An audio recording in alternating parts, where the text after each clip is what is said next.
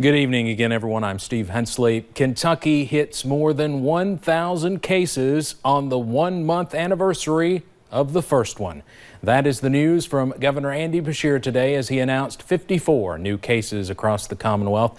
The toughest news he shared as he became emotional today, 14 new deaths linked to COVID-19. That brings the total to 59.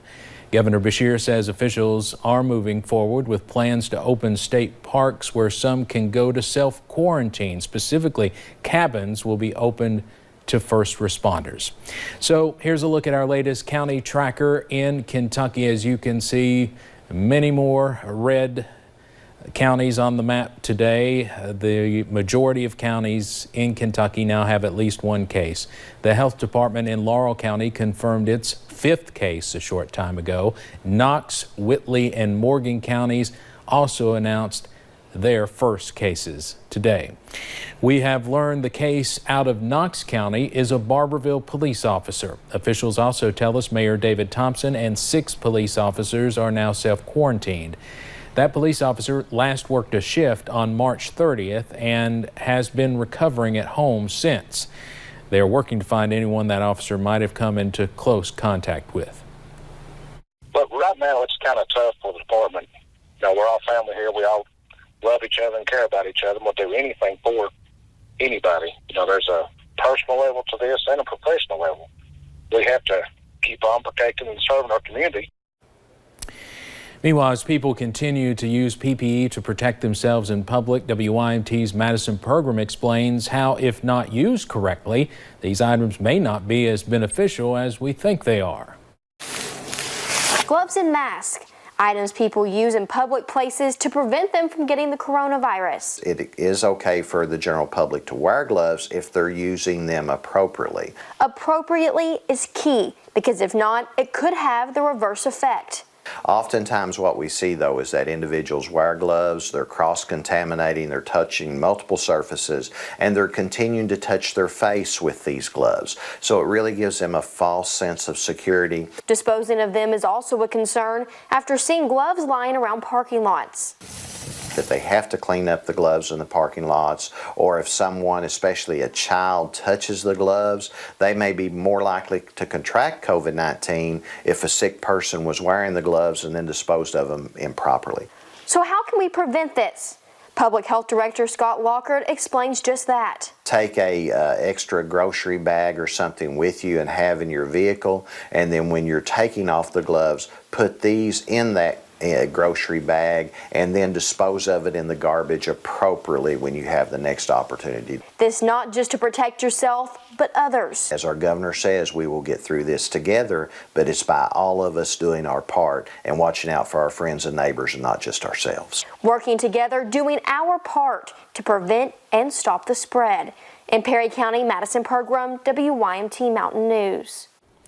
Lockhart says despite even wearing gloves, people need to thoroughly wash your hands before and immediately after wearing them. Shaping Our Appalachian Region is working with Food City to help ease the burden on healthcare workers. SOAR has called for local folks to make cloth face masks, which can then be donated to any Food City store in eastern Kentucky, where they will be picked up by local health department officials. Executive Director Jared Arnett says the organization felt led to use its partnerships to be a light for those in need during this pandemic. I've told our team several times, you know, we were really made for a moment like this. We have relationships with all these partners from the economic and the health side, and we see both of those areas getting hit so hard right now. SOAR is also providing mask patterns to make sure donated masks meet CDC requirements. Federal and state officials announced the Kentucky Coronavirus Fraud Task Force late last month. Earlier today, I talked to U.S. Attorney Robert Duncan about some of the scams they are seeing. We're seeing everything from email phishing scams, where emails will be sent to victims asking for their personal identification, to robocalls, to text messages. Those are very common. We're also starting to see throughout the state some pop-up testing sites that may or may not be legitimate. You can see that full interview with the U.S. Attorney on Issues and Answers coming up tonight at 7 here on WYMT. COVID-19 is taking its toll on many aspects of life. Last week, stocks finished down for the week, the third time in 4 weeks. WYMT's Will Puckett talked with a financial advisor about what this virus could be doing to your retirement. There is no question that the turbulent stock market has people scared. There's a lot of people that are participating in 401k accounts that have not experienced that before. And it always seems like it's different no matter what it is. While many focus on their physical and mental health, the well-being of retirement accounts is on some minds too. Even though they may find their current account balances down in light of the market and the economic environment, we anticipate that to rebound. Jamie Norville is a wealth management advisor for Northwestern Mutual. While there is worry surrounding the stock market, the worst thing someone can do right now is panic. The worst case scenario would be for someone to take a total distribution from their 401k account. Worst case, meaning do not do it. Norville says he cannot guarantee the market will correct itself, but he says over time, trends show things often come back around. Typically, when a person retires, they do not liquidate their account on their day of retirement. It is still designed to last many, many years. It's a long game. A 401k is an investment built over time, not overnight. Meaning as the markets ebb and flow, so will the account.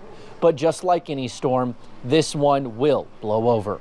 In Corbin, Will Puckett, WYMT Mountain News. Now, Norville says if anyone has questions or still is worried, you should contact a financial planner or advisor. They can help you navigate your accounts or help calm possible fears. A slight risk for severe weather is in effect for tomorrow, which is why we have declared a severe weather alert day. We'll break down the timing and impacts coming up.